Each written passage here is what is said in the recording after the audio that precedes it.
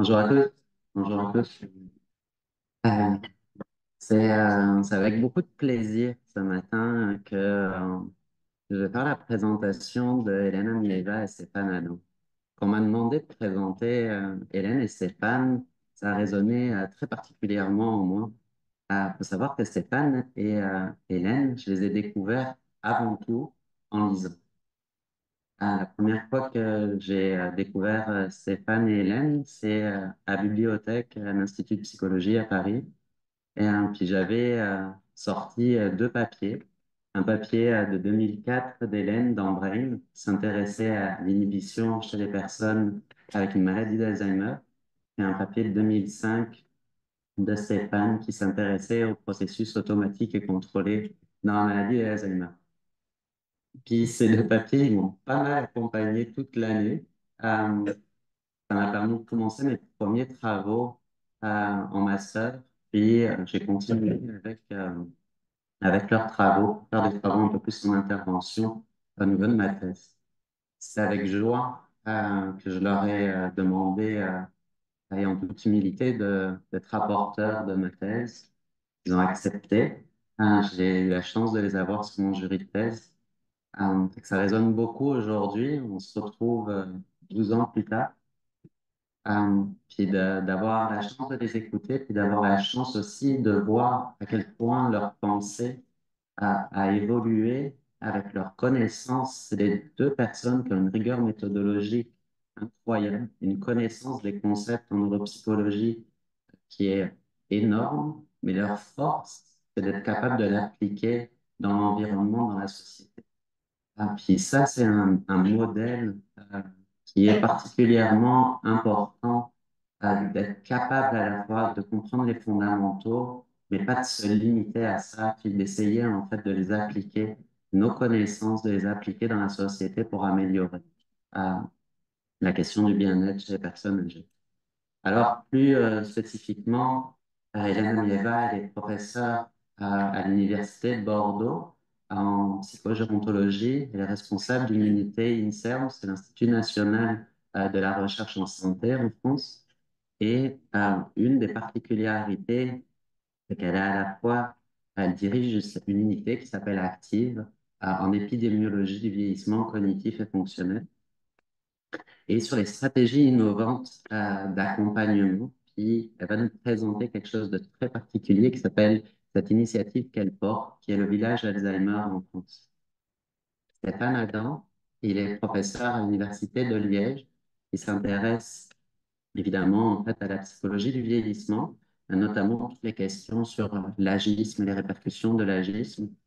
Et une des particularités, c'est qu'il a développé très récemment une startup où elle va s'intéresser à des questions d'audit et chez des structures comme les CHSLD pour les accompagner finalement à s'améliorer dans l'offre qu'ils proposent aux, aux résidents et aux équipes qui interviennent dans ces structures.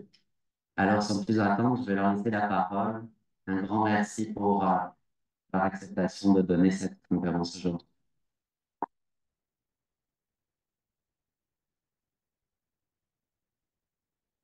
Alors, merci beaucoup, Benjamin, pour cette belle présentation. Je suis presque gênée de poursuivre là. Merci, vraiment. C'est vrai que moi aussi, j'ai pensé, quand j'ai vu que c'était toi qui nous modérais, j'ai pensé à ta thèse. Je ne me serais pas permise de le On rappeler. n'avait pas été rude. On n'avait pas été rude, en tout cas. Non, Non. bien sûr, jamais, on n'est jamais. Et voilà, je ne me serais pas permise de le rappeler, mais tu l'as fait. C'était un très, très bon souvenir. Vraiment, merci pour cette présentation. Merci aussi d'accepter de nous modérer parce que on n'est pas franchement modérable avec Stéphane. Enfin, surtout lui. Moi, Oui, ça va. oui, ça Moi, va. ça va. Voilà, donc merci pour ça. Alors, présentation à deux voix, c'est pas un exercice habituel, c'est pas un exercice facile non plus. Bon. Pourquoi on a voulu s'essayer à cet exercice? Eh bien, parce que à la faveur des multiples discussions, rencontres que nous avons de manière récurrente, et quand on aborde cette question de l'environnement et de lieu de vie des personnes souffrant de dépendance et de syndrome démentiel, on constate en fait toujours avec amusement que avec un cheminement intellectuel différent, en se basant sur des expériences, sur des arguments, sur des références bibliographiques, sur nos travaux qui sont très différents, finalement, on aboutit toujours systématiquement à la même conclusion. Et donc, on s'est dit à un moment, ce serait peut-être intéressant d'essayer de faire s'emboîter nos points de vue pour donner plus de force à notre propos. Et donc, c'est ce qu'on va essayer de faire pour la première fois. Vous nous direz si on a été convaincant ou pas. Voilà, je te laisse la parole. Ouais. Et pour la petite histoire, on avait déjà, mais presque accidentellement fait ça, en fait, dans des colloques où on nous éditait en même temps, l'un et puis l'autre. Et on se rendait compte que finalement, c'est un peu comme si on avait fait l'introduction et l'autre amenait des éléments complémentaires. Et donc, c'est ce qui nous a donné cette envie de présenter ensemble cet exposé. Donc, on verra si effectivement ça va percuter dans vos neurones encore actifs en cette douce matinée montréalaise. Alors, plus sérieusement, ici, on va commencer par une contextualisation générale qui peut paraître un peu incongrue par rapport au thème, mais je trouve que cette contextualisation me parle beaucoup à plus d'un égard. C'est entre autres les théories du contexte des stéréotypes qui sont des études très largement abordées dans les études en psychosocial de Suzanne Fiske, et qui dit que quand on est confronté à des personnes qui appartiennent à un autre groupe que le sien, donc ça peut être les étrangers, ça peut être les personnes d'orientation sexuelle différente, ça peut être les femmes quand on est des hommes, ou les hommes quand on est des femmes, on va systématiquement et instinctivement classer ces personnes sur deux axes. Le premier axe, c'est l'axe de la compétence. Donc, on va juger les personnes instantanément comme faiblement ou fortement compétentes. Et l'autre axe, c'est l'axe de la chaleur, gentillesse. Donc, froid, chaleureux, gentil, méchant. Donc, on peut dire que globalement, on a quatre grandes catégories d'individus d'un autre groupe, ceux qu'on va juger chaleureux et incompétents, ceux qu'on va juger chaleureux, compétents, et ainsi de suite. Vous voyez sur la dia. Pour voir si vous avez compris, et puis je sais qu'il y a quelques Belges dans la salle, pas beaucoup, les Flamands, en Belgique, ils sont, j'ai dit, ça, tu ne prononces pas en politique belge. Donc les Flamands pour les Belges, c'est des gens qui sont froids, mais ils sont compétents, parce que c'est eux qui produisent l'économie, etc. Et c'est la réalité, hein, c'est pas la Belgique. Hein.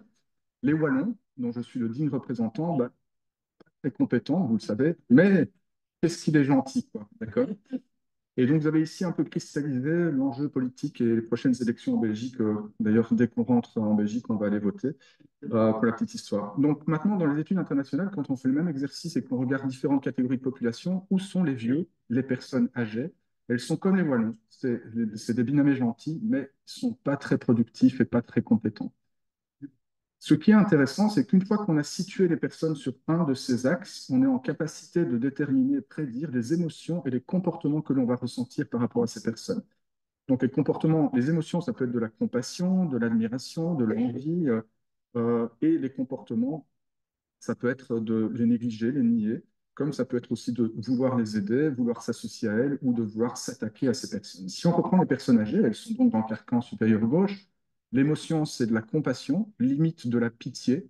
Oh, le petit chat, entre guillemets. Enfin, je ne sais pas si c'est une expression qui existe chez vous. Ah. Et les comportements sont de deux types contrastés. Soit on nie et néglige ces personnes, c'est ce qu'on va qualifier de l'invisibilisation du vieillissement. Et on pourrait dire que, platement parlant, ce sont des non-citoyens, ils n'existent pas, on ne les voit pas. Et l'autre comportement, c'est plutôt le syndrome Mère Teresa, viens là que je vais t'aider. Et donc, on va être dans des comportements d'aide excessives, souvent un peu infantilisants, limite paternalistes, sans qu'on demande nécessairement l'avis aux personnes. Donc, ils existent, mais ils sont en dessous, c'est des sous-citoyens.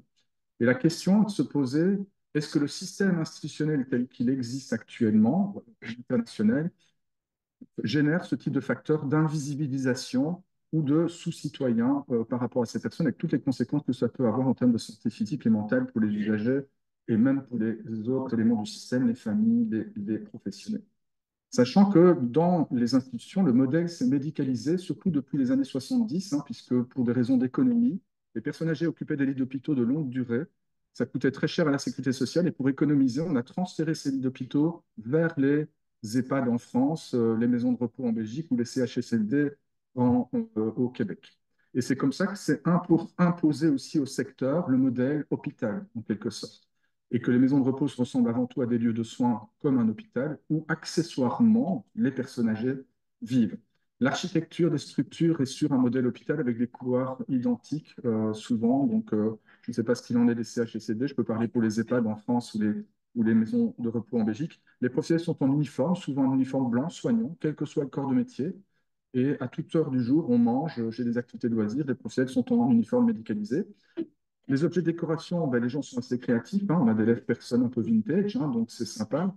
Des poubelles PMC, le chariot médical avec les couches de protection qui sont souvent ostensibles, et un couloir qui est souvent vide avec des objets parfois qui peuvent avoir une connotation de nouveau infantilisante. Ce sont des vraies photos de structure ici et que vous avez peut-être vous-même observé dans les structures et le secteur. Et l'organisation est très hiérarchisée. Hein. Un consortium impose à une direction unique de conduite qui impose à des cadres, que eux-mêmes imposent à des professionnels du terrain.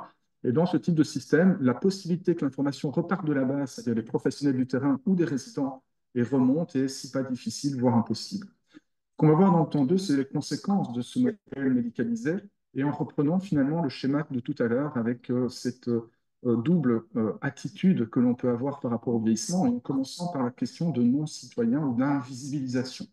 Il y a un premier élément qui est frappant à mes yeux et qui est vraiment interpellant, la spin-off que Benjamin présentait et a pour objectif d'essayer de compenser ça, c'est le fait que quand on interroge les professionnels du secteur du soin, les médecins, spécialistes ou généralistes, les paramédicaux, infirmiers, kinés, orthophonistes ou autres, et qu'on pose deux questions. Quel est le pourcentage des patients que vous suivez qui ont plus de 65 ans? C'est au moins 50% des patients, sauf si on est dans le domaine pédiatrique. Si vous êtes dans les CHSLD ou dans les EHPAD, c'est 100% du public quasiment. Deuxième question, quel est le pourcentage d'heures de formation de votre cursus de base qui concerne le vieillissement et la personne âgée? C'est en moyenne à peine 4%, parfois 0%. Et donc, tous les directeurs et tous les professionnels de CHSLD diront le but de notre intervention, c'est d'améliorer la qualité de vie de nos usagers. Je vous assure qu'aucun d'eux n'a eu une seule heure de cours dans leur vie sur qu'est-ce que la qualité de vie d'une personne âgée, qui plus est une personne âgée souffrant d'une pathologie neurodégénérative. Donc, il y a une intention, mais aucun bagage qui me permette de formaliser cette intention. Dans les éléments d'invisibilisation, il y a un chiffre, 10,7%. C'est des vieilles études, mais je vous assure que les études actuelles et plus récentes pour montrer que c'est des choses qu'on savait déjà avant. Hein. Quand on place un lecteur MP3 sur l'uniforme d'un professionnel et qu'on enregistre une journée type de travail, 10,7%, c'est le temps accordé à s'adresser verbalement à une personne âgée. Ça veut dire que le reste du temps, je parle à d'autres. Et souvent, il y a des échanges plus nombreux entre collègues qu'il y en a entre un professionnel et un usager. Et les échanges sont fonctionnels. Venez ici, faites ceci, je sais ce qui est bon pour vous, ce genre de choses. Alors que les études sont claires aussi, meilleure est la communication avec les personnes âgées. C'est quoi? C'est s'intéresser à elles, à leur histoire de vie et parler de moi. Donc, je parle de moi aux usagers. Il y a un échange bidirectionnel, relationnel. C'est une meilleure qualité de vie pour les usagers. C'est moins de dépression et moins d'agressivité. Quand on parle d'agressivité ici, c'est souvent le refus de ce qui est proposé. De vous dire non à ce que vous proposez en termes de soins, d'activités ou autres éléments. Alors, l'histoire de vie, c'est aussi un élément qu'on a abordé ici dans cette étude d'Adeline, dans le doctorat, qui était qu'on disait à des professionnels, imaginons, il y a une chambre qui se libère dans votre structure, il y a une réunion d'équipe et on présente le dossier du futur usager de cette chambre. Pour la moitié des participants, le dossier est classique, hein, c'est d'ailleurs un dossier de maison, enfin de CHSLD, c'est on dépeint la personne uniquement sous l'angle médicalisé de la dépendance. Quel est son niveau de dépendance? Quel est le score OMS? Est-ce qu'il y a des difficultés comportementales? Est-ce qu'il est autonome à la marche? Est-ce qu'il n'a pas de problème de continence? Et l'autre moitié des participants, c'est un dossier relativement identique. C'est globalement la même situation, même charte de travail, mais on ajoute passionné par le ping-pong et Jean-Michel Sèvres, grand plongiste belge que vous connaissez tous, adore voyager et particulièrement la Côte de Granit-Rose en Bretagne et la musique classique et le boléro de Ravel. Donc, juste quelques éléments qui colorent le dossier d'histoire de vie de la personne, qui l'individualise. Et puis, on demande aux professionnels, sur base de la consultation du dossier, de juger le niveau de confiance que ce professionnel va avoir pour accueillir ce futur résident qui intègre la structure. Le simple fait d'avoir coloré le dossier fait qu'on est plus confiant en soi quand on accueille la personne, que par ailleurs, on a l'impression que la personne est plus dépendante quand son dossier est dépeint uniquement sous l'angle médicalisé, alors que c'est la même charge. Le simple fait de colorer l'histoire de vie fait que, et que la charge de travail, on la considère comme plus imposante dans le dossier où le patient est présenté uniquement de manière donc médicalisée. Par contre, aussi émotionnellement, on ressent plus d'empathie et de sympathie eu égard à l'usager. Donc, cette personne n'est encore jamais rentrée dans la pièce, mais le jour où elle passe la pièce, elle n'est plus accueillie de la même façon. Et ce n'est plus du tout le même élément d'accompagnement. Donc, ça, c'est le premier volet, et ça personnifie la personne. Donc, c'est le volet de l'invisibilisation. Un autre qui est probablement plus marquant à mes yeux, c'est le sous-citoyen. Donc là, on est dans une étude qu'on a publiée récemment. On filme une personne âgée qui épluche des pommes de terre, pour les frites, hein, on est en Belgique, bien sûr. La moitié d'entre vous, vous voyez la vidéo, et ma collaboratrice qui est à côté est en civil. Et l'autre moitié d'entre vous, vous voyez la même personne âgée qui fait le même geste, mais ma collaboratrice à côté est en uniforme professionnel soignant. Et au terme de la séquence vidéo, on vous dit sur votre expérience clinique et votre regard clinique, quel est le niveau de dépendance que vous jugez chez cette patiente et quel est le pourcentage d'aide dont elle aurait besoin si vous étiez amené à vous occuper d'elle. Eh bien, le simple fait que la vidéo, c'est ma collègue soit en uniforme blanc, vous fait voir la personne âgée plus dépendante. Et vous fait estimer qu'elle a besoin de plus d'aide. Et d'autres études vont montrer que le simple fait d'être en blouse blanche fait que la personne âgée va plus souvent appeler à l'aide et appuyer sur le bouton pour vous demander de l'aide. Or, des études suggèrent que plus on aide une personne âgée, moins c'est bon pour elle. Ici, on apprend, vieille étude également, des tâches psychométriques, un casse-tête.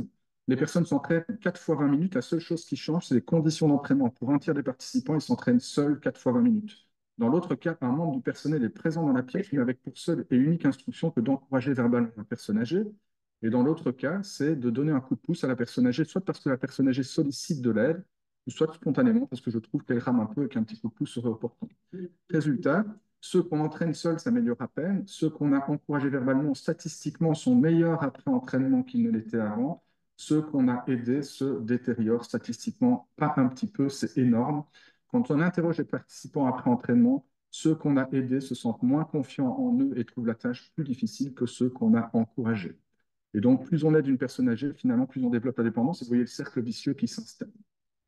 Autre élément, c'est le droit de citer, l'autodétermination. Donc l'autodétermination, c'est l'emprise qu'on a sur nos vies, le choix que nous pouvons porter, une forme de liberté, qui est quelque chose qui est universel. Donc cherche l'autodétermination et la crise de l'adolescence, c'est dire papa, maman, c'est moi qui décide maintenant. D'accord? Je vois les pupilles dilatées à gauche, il y a du vécu personnel. Et quand on fait une étude sur le sentiment de contrôle, et ça c'est sur toute une population c'est à la fois transversale et longitudinale, eh bien on voit que plus on avance en âge, plus il y a une incurvation et moins on a ce sentiment d'avoir le contrôle sur nos vies. Et ça, ce sont des personnes âgées qui vivent à domicile. Voter, c'est finalement, en quelque sorte, avoir une emprise sur la situation. Et si on pense que voter, ça ne sert à rien, eh bien, on ne va plus voter dans un certain cas, c'est-à-dire qu'on ne s'exprime plus, on s'éteint, ou on va aller enfiler un gilet jaune et pousser une gueulante dans la rue et manifester. Donc, on s'allume. Eh bien, c'est les deux profils, passifs-agressifs, qu'on peut connaître dans un EHPAD ou CHSCD, qui sont les deux grands projets d'accompagnement des usagers en termes comportementaux. C'est que si j'ai l'impression que je subis un rythme qui m'est imposé, je peux m'éteindre, et on va parler de l'apathie. Et donc, le projet à l'air, c'est allumer le feu, si je puis dire. Hein. Donc, il est belge aussi, d'ailleurs, et où vous allez avoir la production de troubles du comportement. Et le projet serait alors de éteindre le feu, si je puis dire, ou de réduire la fréquence des difficultés comportementales. Je vais vous donner un exemple d'une étude très ancienne ici. Et d'ailleurs, éthiquement, je ne pense pas qu'on pourrait mener une étude similaire maintenant, mais voilà, je vais quand même la mentionner. Un directeur va aux États-Unis, dans 2 étages d'un EHPAD où il travaille, et il va faire un discours dans ces 2 étages où il y a à peu près 50 usagers, 50 habitants qui ont tous un peu le même profil. Et dans un étage, il va faire un discours qui va encourager l'autodétermination des usagers, et dans l'autre étage, tuer dans l'œuf toute velléité d'autodétermination des usagers. Vous allez voir 2 extraits du discours qui est long. Premier étage, vous devez décider comment vous souhaitez aménager vos chambres. Le personnel peut, si vous le voulez, vous accompagner dans cette tâche. Donc, on voit la flèche part du vous, du résident, va vers le professionnel. Il y a une possibilité d'emprise sur l'aménagement de la chambre. 2 étages plus bas, nous voulons que vos chambres soient aussi belles que possible. Nous avons aménagé dans ce sens. Nous voulons que vous soyez heureux ici. Donc là, on voit que je sais ce qui est bon pour toi et regarde comment on fait bien pour ton, mais on ne demande pas mon avis. Il y a 2 films de cinéma qui sont projetés. Un est projeté le jeudi et le vendredi, et le même film le vendredi, parce que la salle est trop petite pour accueillir l'ensemble des habitants. Dans un étage, le directeur dira, nous viendrons demander si vous souhaitez voir le film, et si oui, est-ce que vous préférez le voir le jeudi ou le vendredi? 2 étages plus bas, le directeur dira, nous allons communiquer à tout à l'heure ce qui vous a été attribué. Vous voyez qu'en termes de charge de travail, ce n'est pas différent, mais les mots qui changent font et donnent la liberté ou pas de choix.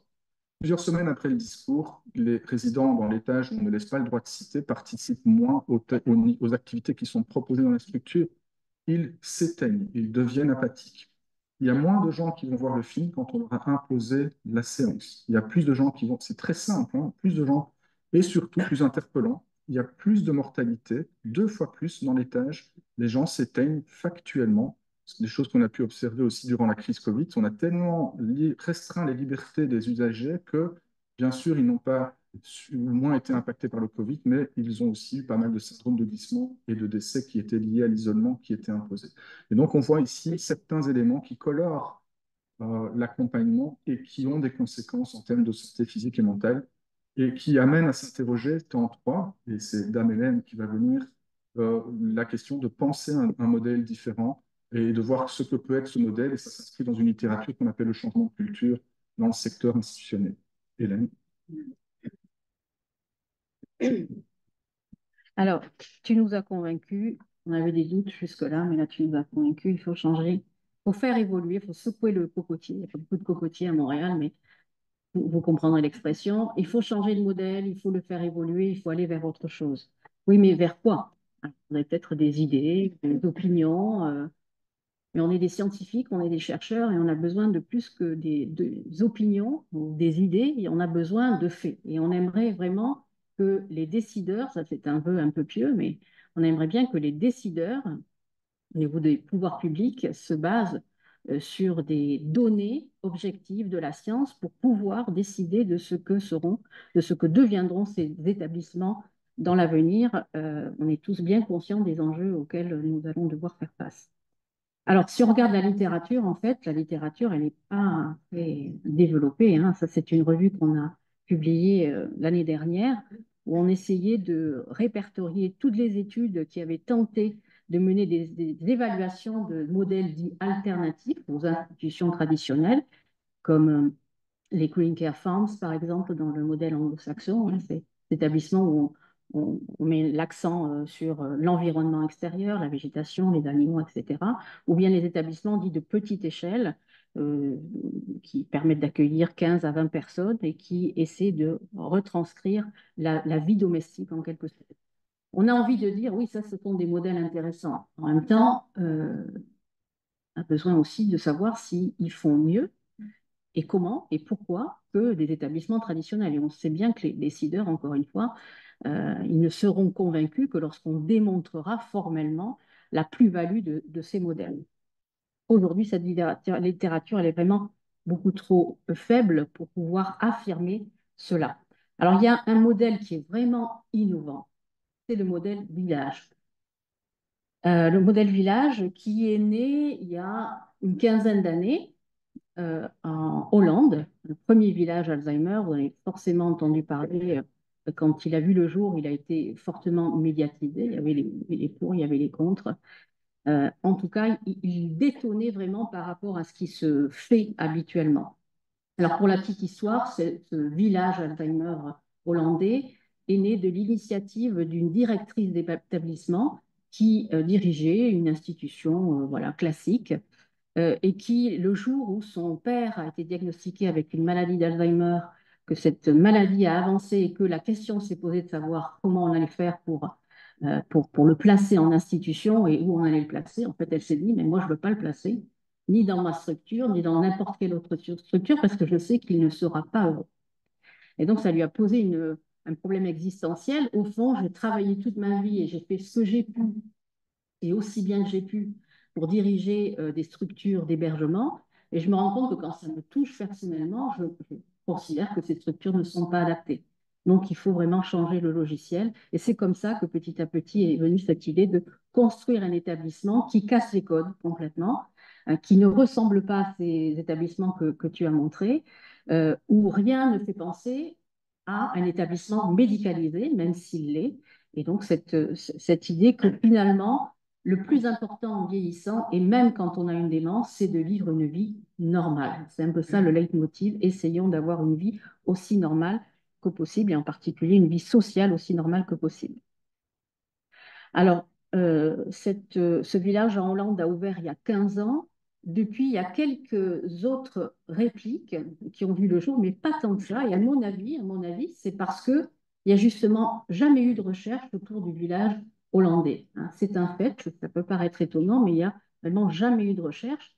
Et au fond, même si le concept est très séduisant, on n'est encore une fois pas capable de dire qu'il fait mieux qu'un établissement standard.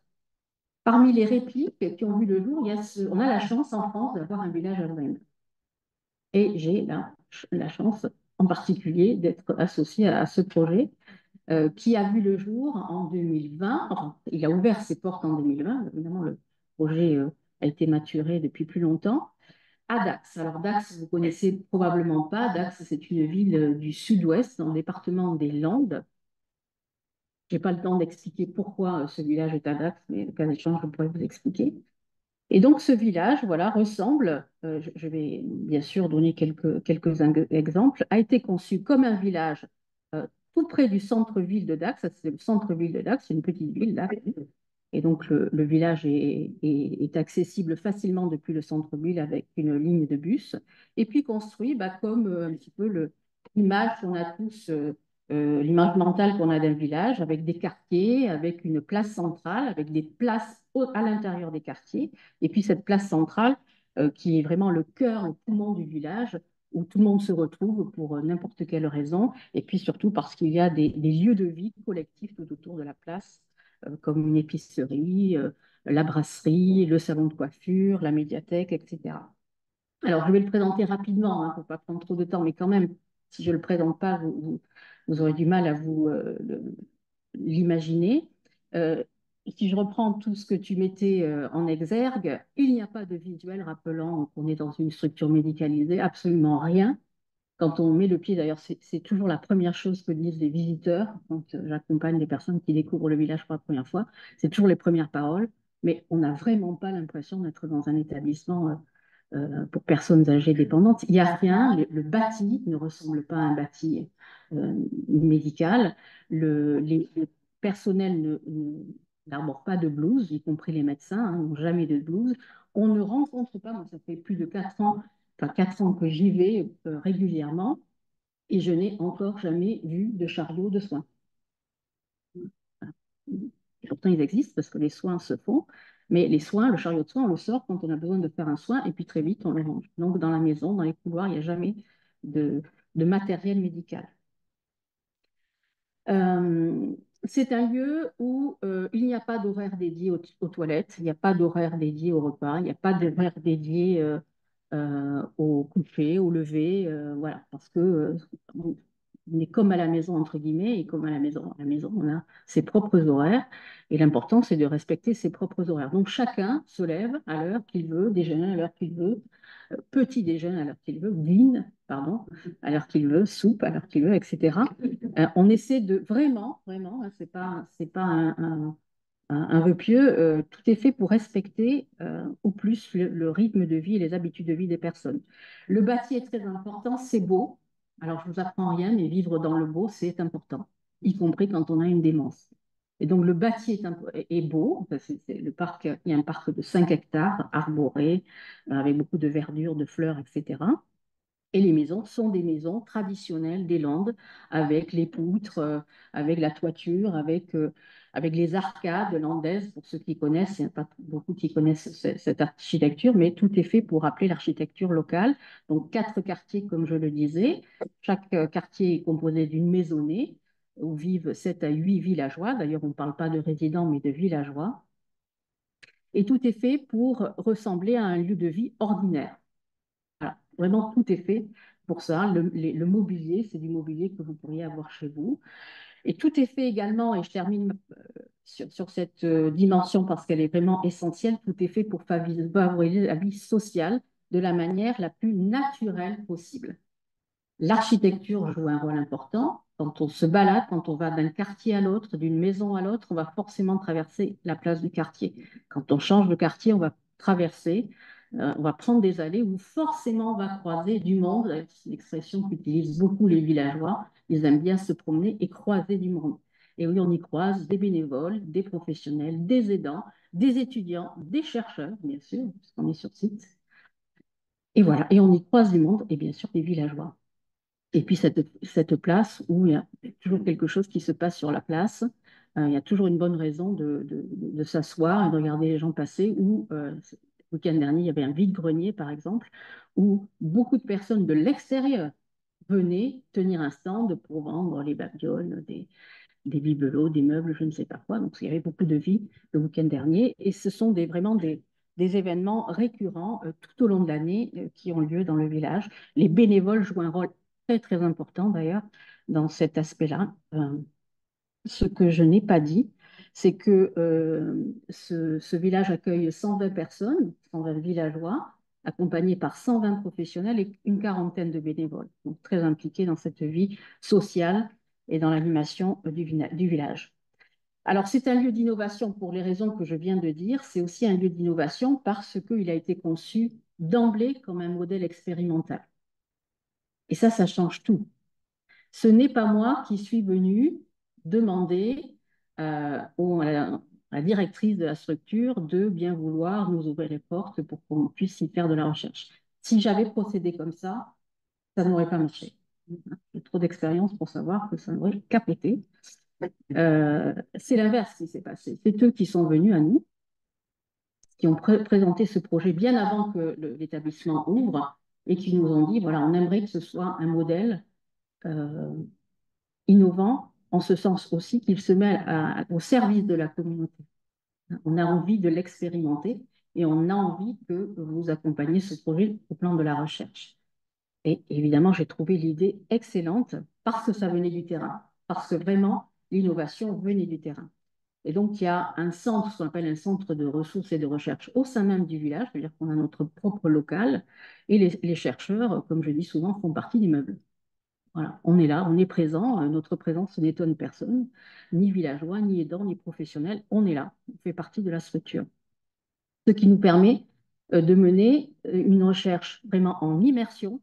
Je ne réfléchis pas, bien sûr, je réfléchis aussi depuis le laboratoire de temps en temps, mais je réfléchis aussi quand je vais au village et que j'observe, il y a plein d'idées qui me viennent à l'esprit. C'est comme ça aussi qu'on génère de nouvelles hypothèses. Donc, une recherche vraiment très dynamique et itinérée parce que vraiment, on évalue le dispositif. Alors, je ne vais pas rentrer dans le détail, mais ce qui est très important à comprendre, c'est que c'est une recherche multidimensionnelle. On essaie d'évaluer tous les acteurs du village, les villageois, les professionnels, les bénévoles. Il y a un volet médico-économique, je n'en dirai pas, je ne donnerai pas de résultats aujourd'hui, mais il est évidemment très, très important et très attendu. Il est mené par des économistes de la santé qui vont nous aider à chiffrer très précisément le coût de cet établissement, mais aussi les dépenses qui sont évitées, notamment en termes d'hospitalisation.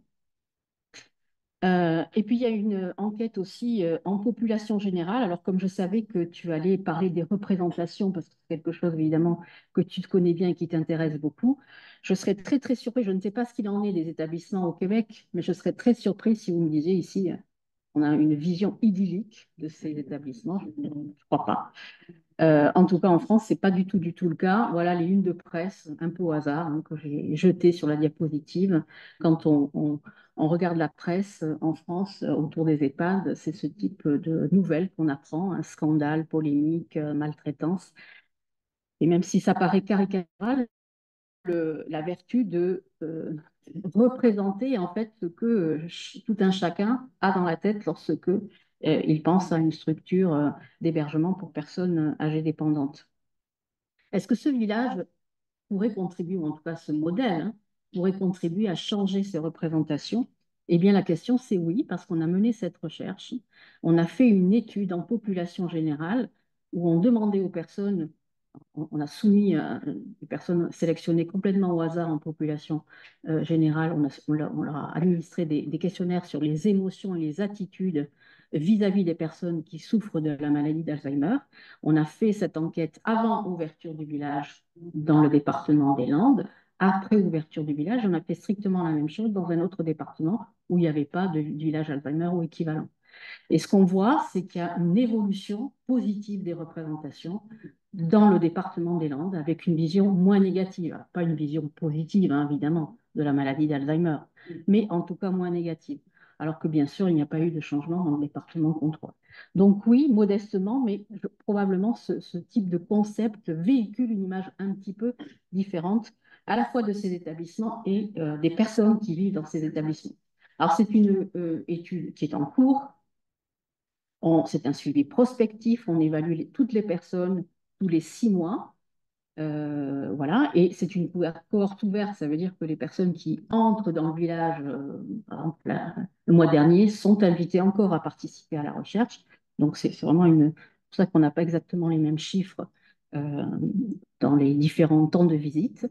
Mais vous voyez que c'est un échantillon qui commence à être assez important. Et on fait la même chose dans des EHPAD de euh, du même département, qui seront des établissements de contrôle. Donc tout ça est en cours.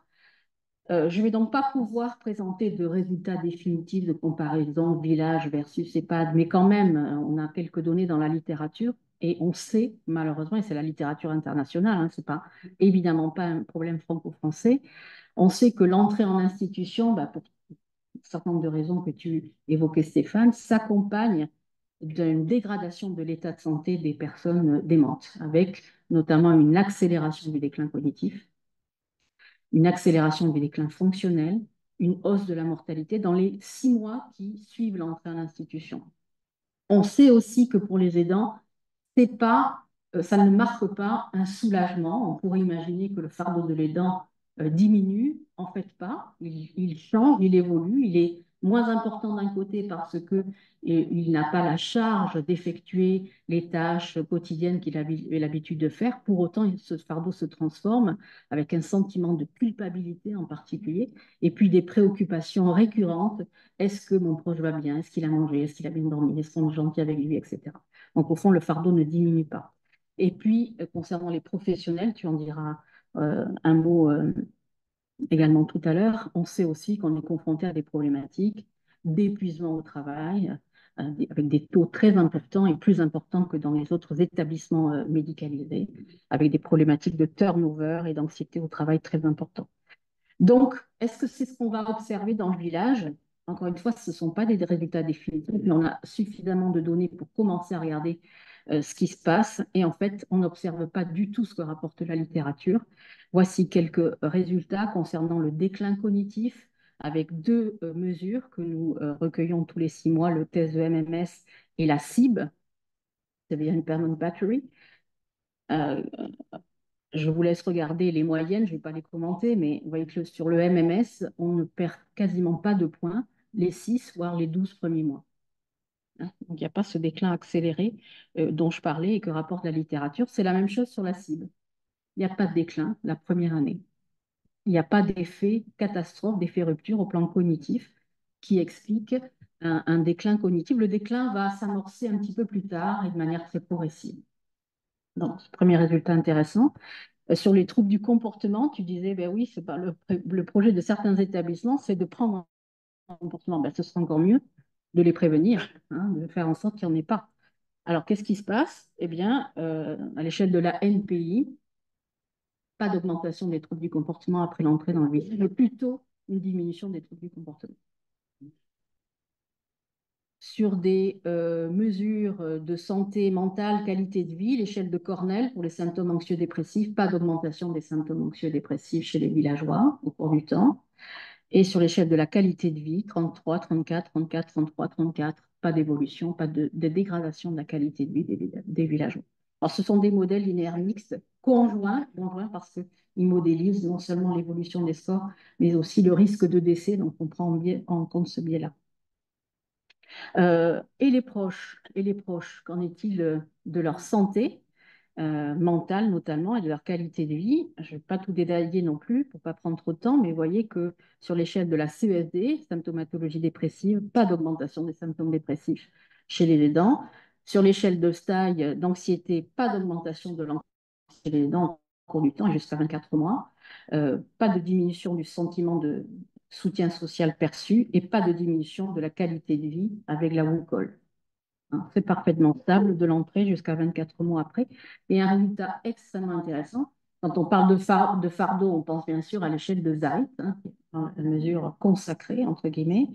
Eh bien, on passe de 41 à l'entrée dans le village à 16, 6 mois plus tard, et puis 15, 12 et 10, 24 mois plus tard. Donc, une diminution drastique du sentiment de fardeau chez les dents qui va rester basse, en fait, au cours du temps. Ça, c'est pas du tout ce qu'on a l'habitude de voir dans une institution lambda. Donc, des résultats extrêmement encourageants.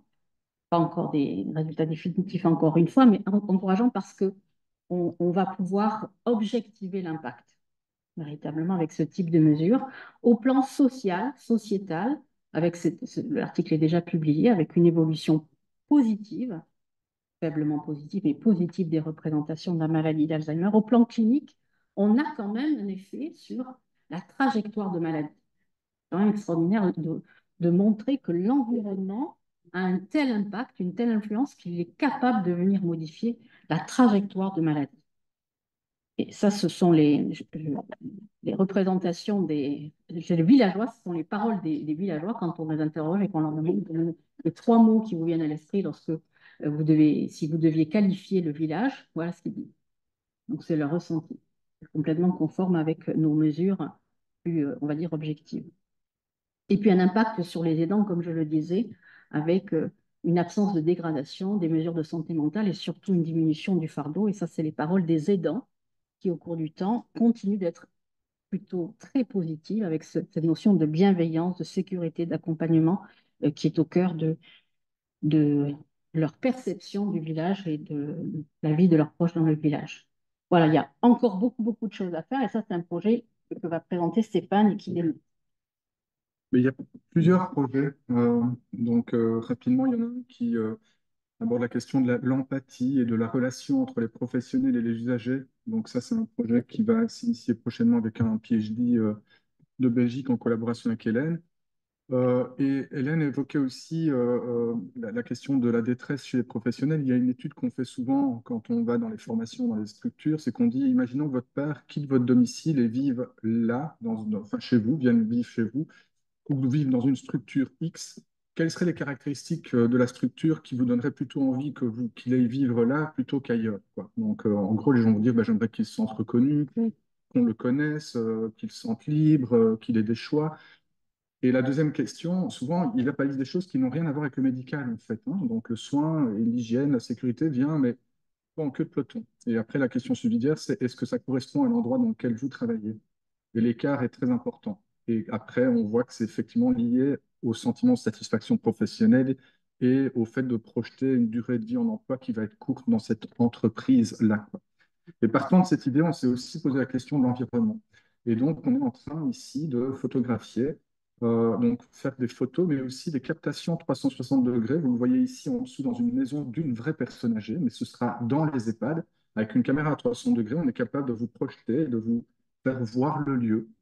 Dans ces photos, qui sont des endroits, c'est clé, hein, c'est le bâtiment extérieur, le hall d'entrée, la première chose que vous voyez quand vous rentrez dans la structure, un couloir, vous parcourez un couloir dans une structure, la salle de restaurant, une chambre d'usager, et on prend ces photos dans lesquelles il n'y a pas de professionnel et d'usager. Ça veut dire que la seule chose que vous voyez, c'est l'environnement structurel, la décoration, l'atmosphère du lieu.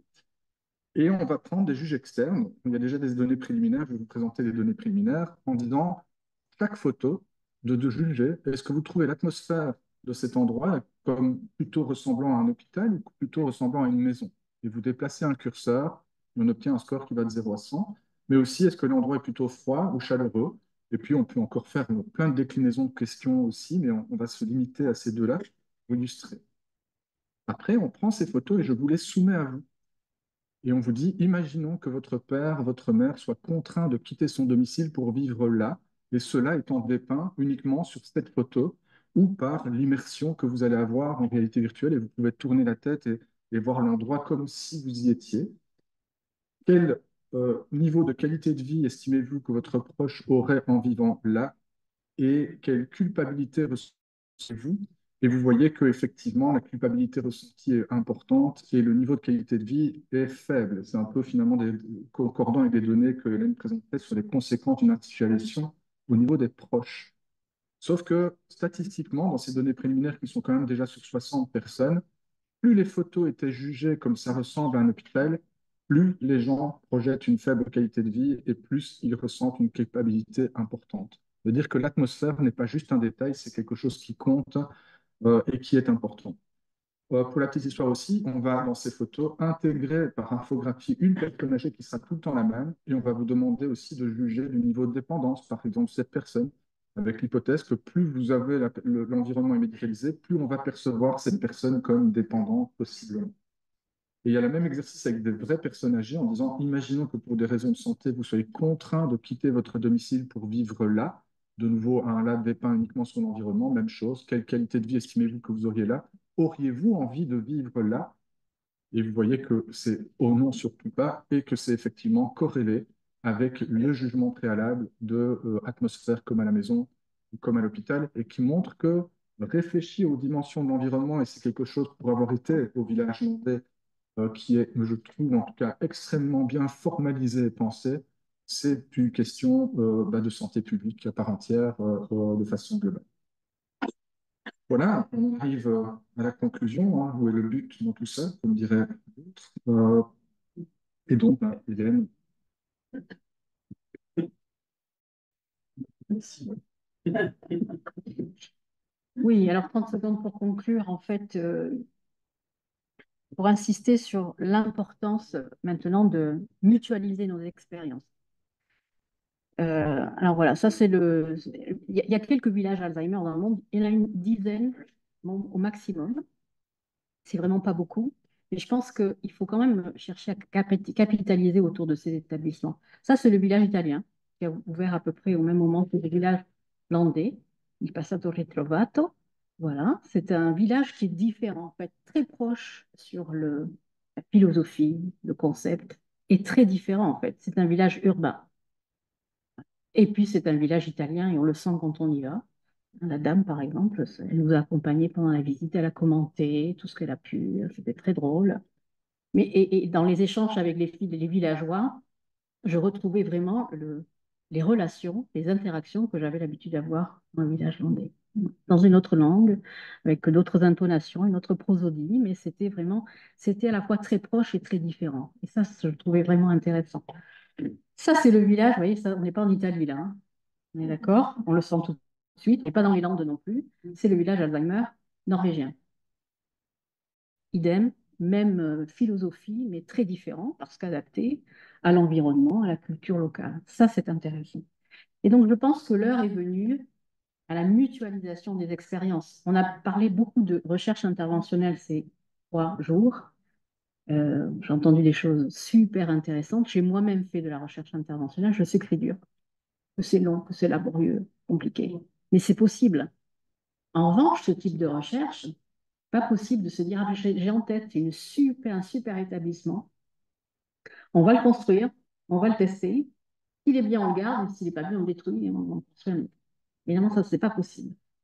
Donc, il faut partir de l'existant, hein. C'est pour ça que ma question à Sylvie Belleville, je pense qu'il faut vraiment, pour avancer et pour que cette recherche en santé publique avance dans le bon sens, il faut partir de l'existant et chercher à l'exploiter dans le bon sens du terme. Je pense qu'on a besoin de confronter nos expériences pour voir justement ce qui fonctionne moins bien, pourquoi, et concevoir des établissements. C'est vraiment un appel, je ne sais pas s'il est entendu, mais concevoir des établissements dans lesquels la recherche est intégrée dès le départ. Encore une fois, je pense qu'une des réussites du village landais, c'est parce que la recherche est intégrée dès le départ. Si on était venu les chercher après coup, ça n'aurait pas marché et aujourd'hui, on n'aurait pas pu, on ne pourrait pas tirer les enseignements qu'on est en train de tirer. Et donc, notre ambition, c'est vraiment de faire un consortium de villages dans le monde et d'équipes de recherche avec des expertises différentes qui travaillent autour de ces villages de manière à pouvoir en tirer un maximum d'enseignements. Donc, on est en train de contacter tous ces villages que j'ai listés dans la diapositive. Le village italien, c'est fait, les Pays-Bas, c'est fait, etc. Le norvégien, 2 villages aussi qu'on a contactés en Australie, 2 villages Alzheimer, de manière à pouvoir, encore une fois, faire en sorte qu'on travaille ensemble et que les expériences, les particularités de chacun de ces dispositifs puissent être comparées, confrontées. Et je pense que c'est vraiment très important d'avancer comme ça. J'aimerais bien ajouter une ligne supplémentaire à mon tableau. Mais qu'attendez-vous pour avoir un village Alzheimer au Québec ou l'équivalent? Est-ce qu'il existe l'équivalent? Voilà, et si c'est le cas, ben, moi j'aimerais bien ajouter une ligne à ce tableau. À bon entendeur, salut. Voilà, on termine là-dessus. Merci pour votre attention.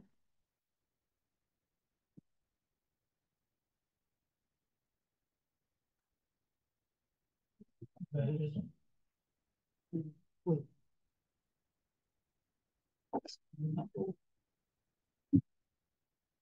On va prendre les questions. Oui, maintenant c'est Parole. Bon, merci pour cette présentation qui est pour vos travaux. C'est exceptionnel.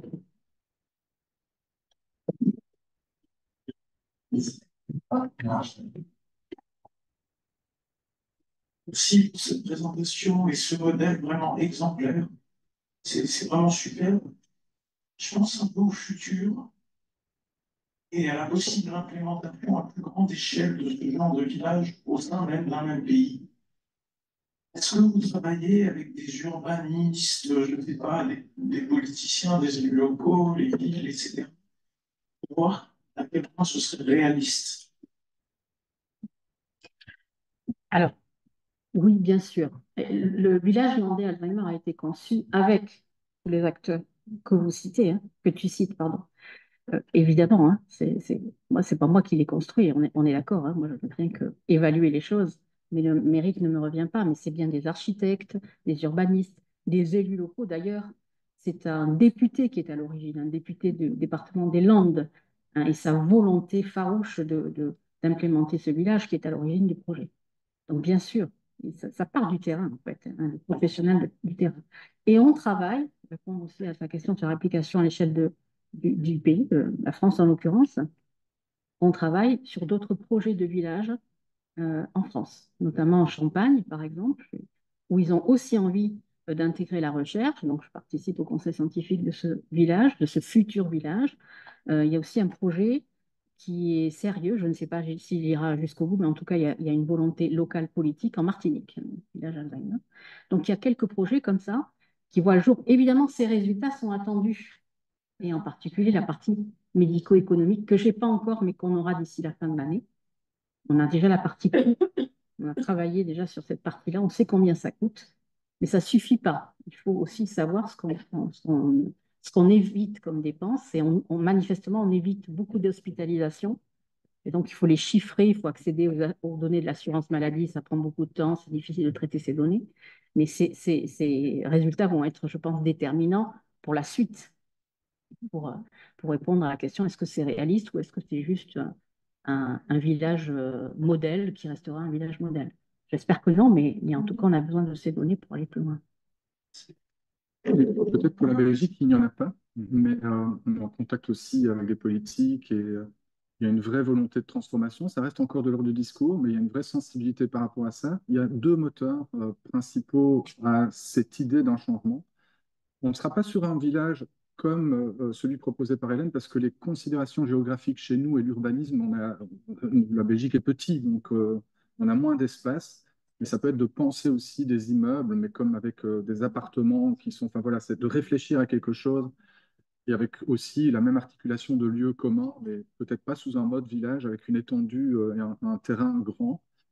Et l'enjeu est de convaincre effectivement le financier et le politique. Et le moteur, c'est la souffrance du secteur. C'est-à-dire que c'est un secteur qui est en vraie souffrance, hein. Hélène a montré les coupures de presse et donc les taux d'occupation baissent. Il y a des structures qui ferment, qui sont en difficulté financière, alors que certaines études disent que d'aller dans ces directions, c'est 3% de taux d'occupation en plus. Donc ça devient même compétitif par rapport à son concurrent.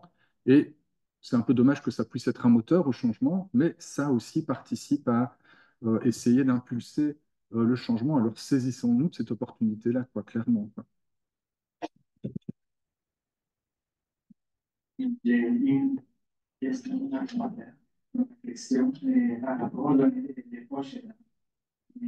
Peut-être marquer les gens, les personnes peuvent aller visiter les villageois. Oui, oui, oui, complètement. Non seulement ils peuvent venir visiter les villageois, mais ils peuvent venir quand ils veulent. Il n'y a pas d'horaire de visite, donc on peut se présenter à 9 heures du matin et prendre le petit déjeuner avec son proche. Ah, c'est ça la question, oui. Non, non, non, le village n'accueille pas. Alors, il y a des studios qui permettent quand même d'accueillir les proches aidants qui vivraient un petit peu loin. S'ils veulent passer un week-end, 3 jours, 4 jours, c'est possible d'avoir des courts séjours dans le village, mais en tout cas, ils ne vivent pas dans les maisonnées, si c'est ça votre question. Oui, parce que si vous voyez la diminution des scores du salaire, mais c'est un peu la même chose qu'on observe à l'escale institutionnelle. On n'a plus la responsabilité de soins directs. Ben, et non, justement, en fait, c'est la littérature que je montrais. Je suis allée très très vite, hein. On pourrait croire ça, on pourrait se dire que placer un prof en institution permet d'être soulagé complètement parce qu'on n'a plus à s'occuper de la toilette, des repas, etc. Mais en fait, c'est pas aussi simple que ça, parce que quand on place un proche, d'abord on se sent coupable. C'est pas un sentiment qui est très facile à gérer, la culpabilité. Et puis il y a de nouvelles préoccupations. Et quand on écoute les proches aidants, on s'en rend vite compte. Ils sont tout le temps en train de se demander, mais est-ce qu'il va bien? Je ne comprends pas, j'arrive pas à avoir des nouvelles. Pourquoi? Hier, je ne l'ai pas trouvé bien, personne ne m'a expliqué pourquoi. Il y a de nouvelles préoccupations qui font qu'au fond, le sentiment de fardeau n'est pas vraiment moins important. Après, il a plutôt tendance à être stable, voire parfois augmenter après entre institutions. Merci. Merci beaucoup pour votre présentation. Moi, j'ai deux petits sous-questions, entre guillemets, commentaires. Il y a une réponse ici qui existe un peu, que j'ai fait à mon représentant de Trois-Rivières avec M. de Maison Carpe Diem, de parler. Puis je me demandais du coup, est-ce que ce n'est pas une solution un peu intermédiaire? J'entends que les villages, pardon, c'est une solution un peu idéale, mais qui nécessite des modifications structurelles, financières, etc., énormes. Donc, est-ce qu'une adaptation un peu transitoire n'est pas d'aller vers des modèles de mix de réadaptation de l'environnement et simplement du personnel, comment il aborde les personnes qui sont présentes et ainsi de suite. Et en amont de ça, est-ce qu'une autre solution, c'est pas, ou une autre piste en tout cas de réflexion, c'est le modèle un peu singapourien, je ne sais pas si vous êtes familier ou familier avec ça, mais qui sont des modèles où on favorise en fait, l'intergénérationnel, on favorise des lieux de vie, où on essaie de faire venir en fait, la vie entre guillemets dans des immeubles qui sont plus dédiés à des personnes âgées, mais qui sont nécessairement mélangés avec des gens qui ont des pauvres. Oui, donc maintenant on connaît bien le modèle Carpe Diem et je trouve remarquable naturellement la structure développée ici, où j'ai pu y aller à plusieurs reprises. Effectivement, il existe aussi au Danemark des modèles qui sont de plus petite taille en fait, et ça correspond au secteur du handicap en Belgique. C'est assez frappant dans le handicap, où c'est des personnes avec des niveaux de dépendance importants. On a des structures qui ne sont pas plus de 50 lits pour que ça reste à taille humaine et ouvertes à l'extérieur. Alors que pour l'équivalent des CHSLD, c'est pas en dessous de 100 pour que ça reste économiquement viable. Alors c'est particulièrement étonnant, mais effectivement, mais c'est peut-être à voir quand on dit, quand Hélène, tu dis, on rassemble l'ensemble des villages, c'est peut-être de rassembler des villages et d'autres initiatives qui se rapprochent dans les cahiers des charges et les éléments, mais à une plus petite échelle pour vérifier effectivement la viabilité de ce type de dispositif économiquement et la comparaison des effets positifs que ça peut avoir à l'ensemble de l'échelle.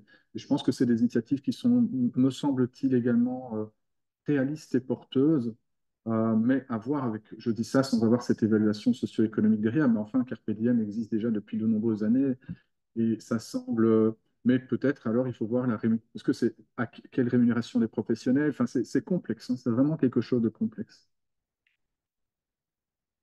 Et puis la recherche, l'importance de la recherche.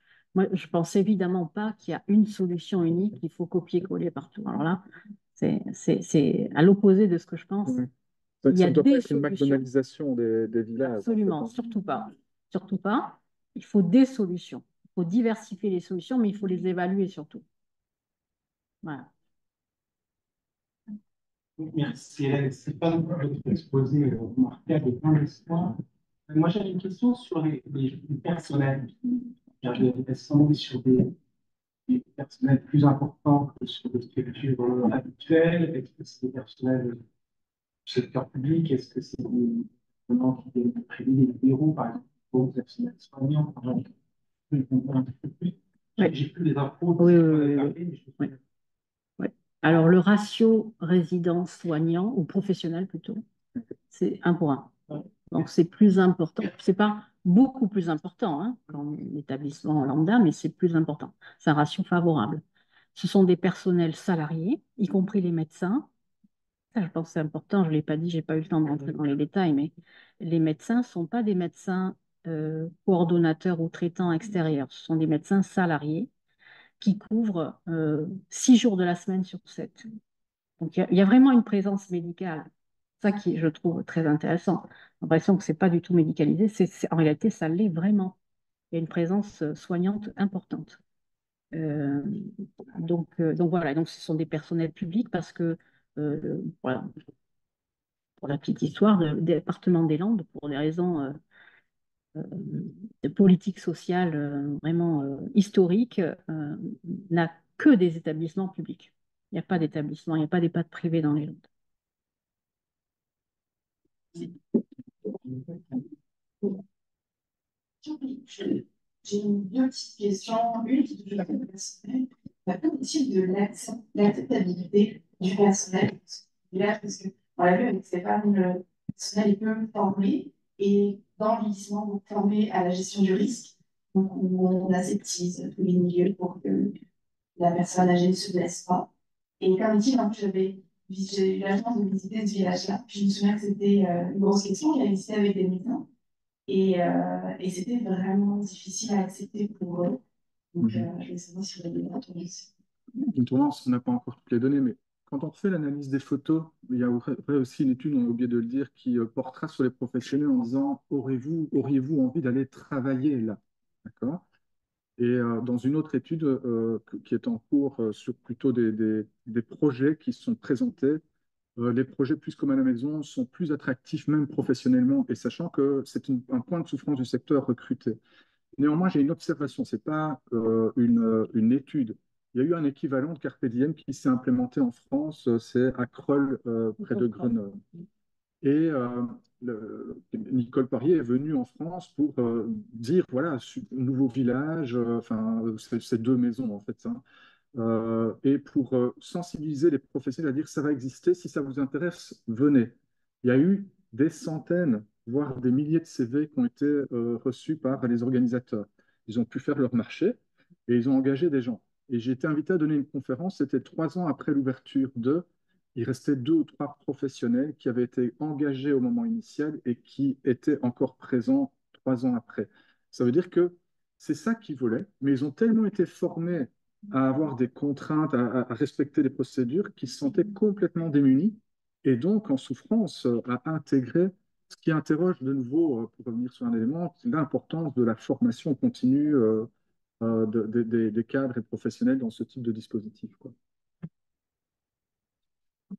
Oui, pour compléter la réponse, en fait, on est en contact aussi beaucoup avec les maisons de Kroll et on va faire justement des analyses comparatives. Et ils rencontrent les mêmes problématiques dans le personnel. Alors que tu cites, il y en a d'autres aussi. Il y a ce que tu dis.